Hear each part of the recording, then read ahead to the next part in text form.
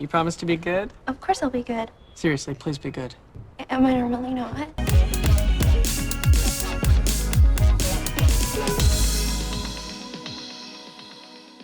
Sam Wilson, the new Captain America, finds himself in the middle of an international incident and must discover the motive behind a nefarious global plan. As a big fan of Captain America, specifically the Captain America trilogy, well, now it's 4 movies, with Steve Rogers, that version of Captain America, it was always something that I look forward to seeing, whether it was his own movie or whenever he was part of the Avengers and doing something for the greater good. I've always loved the characteristic of this character.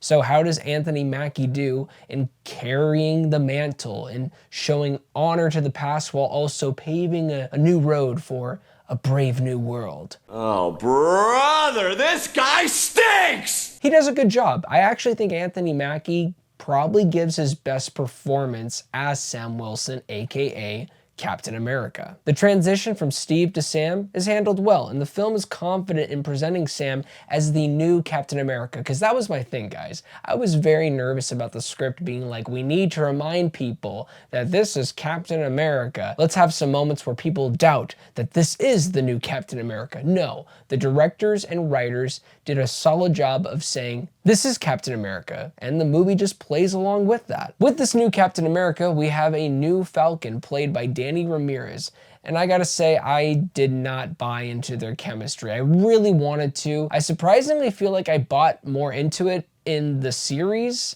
than this. It felt like 2 acquaintances that were forced into a situation where they have to act like best friends, and that's exactly what it looked like. There's no natural camaraderie, making their partnership feel unconvincing, and that sucks to say that because I love Danny as an actor, and we got this. Since we're on the topic of performances, the actual MVP in this movie is Harrison Ford as Thunderbolt Ross. I never thought I would say this about this specific character in the MCU, but I genuinely care about Ross. And that's thanks to Harrison Ford's performance in a perspective of this character that I never thought I would ever see. He plays a president burdened by his past mistakes while attempting to unite nations around a new peace treaty, one that ties into a Celestial from a previous MCU movie that people, I guess, forgot about. Well, I didn't forget. Eternals is a great film, and you should watch it again. For judgment. Ford brings gravitas to the role, balancing emotional restraint with underlying vulnerability. He's easily the film's MVP, and when he gets angry, it's short-lived.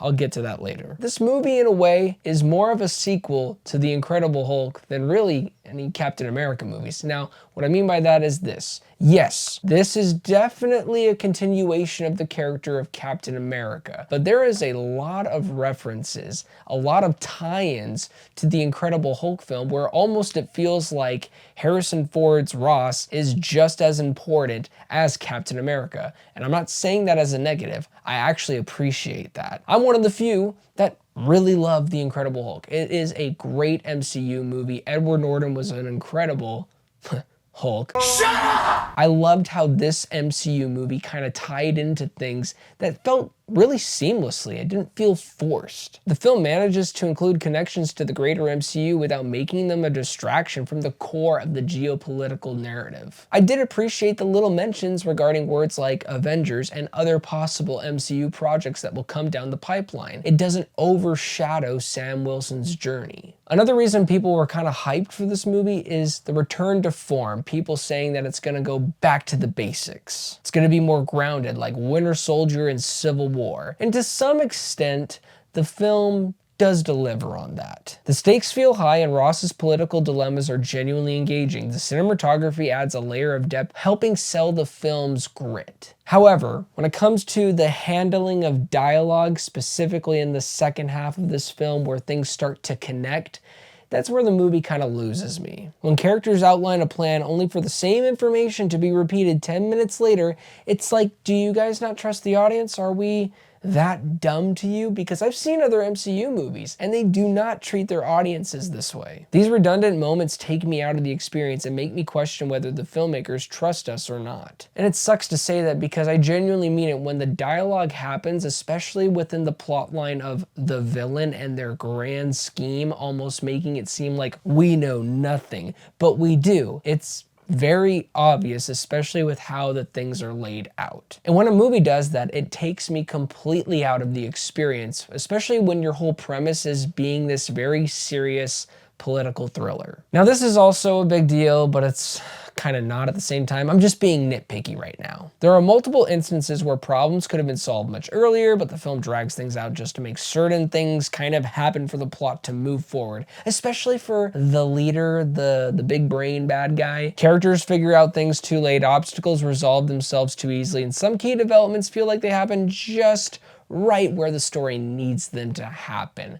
I swear, not to give into spoilers, but in particular with the villain character, this guy can just be anywhere at any time. I know they try to explain his powers, but they don't really explain it enough to justify what he's able to do, especially in the third act. It's one of those things that don't necessarily ruin the film, but once you notice it, you really notice it. And you want to know what's really noticeable? The reshoots at times. There was a lot of rumors regarding this movie about, oh my gosh, the test screenings were horrible. We gotta go in and get Giancarlo Esposito. Is he in the movie? Yes. And thank God he'll be probably in more MCU projects. They didn't just crossbones him. Sorry, Frank Grillo, you deserved more. But Giancarlo Esposito, he's fine in it. There's nothing groundbreaking. I'm just glad they're keeping him around for a bit longer. But I really feel like he could have done a different role that would have been more of a big impact on the MCU. Now, before I start talking about Red Hulk, I have to bring this up. And this is a huge thing the movie had to accomplish, and that is convincing us that this is Captain America. And for me, at least, I think they did accomplish that. What the movie didn't accomplish is convincing me why Sam Wilson doesn't need to take the superhero serum. This plot pretty much gives me a reason why he should take the superhero serum. I mean, look at what happens in the third act of the film. You have Captain America, who is not a super soldier. He's just a guy with vibranium gadgets, essentially, against the Red Hulk, who could crush him in 2 seconds. Yes, does he manage to find a way to kind of last longer than he should in this fight? Yeah, but it didn't convince me why. Oh yeah, you know what? He doesn't need the serum. I think he does. But now going into it, Red Hulk, the fight sequence. Is it worth all the hype? All the posters, all the trailers, the TV spots that are making it seem like this fight's longer than 5 or 7 minutes. I think it's literally probably that long. Best way to put it, if I'm a 10-year-old boy and I'm watching this movie for the first time, I will be thoroughly entertained. But as someone who is a 28-year-old man who has grown up with the MCU and has seen a lot of action sequences with Hulk, Captain America, Iron Man, Black Panther, it was fine.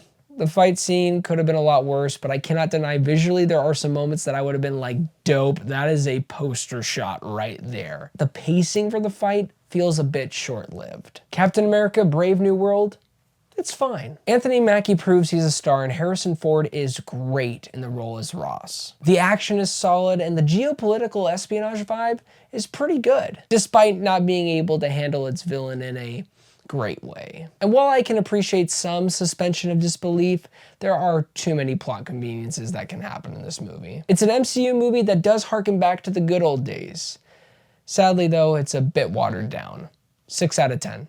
Well guys, are you excited to watch Captain America Brave New World this weekend? If you've already seen it, let me know down below in the comments section. What did you think? Were you a little bit disappointed like I was, but still had a solid enough time? Please, let me know your thoughts. Don't forget to like and subscribe, but most importantly, do not forget to be blessed.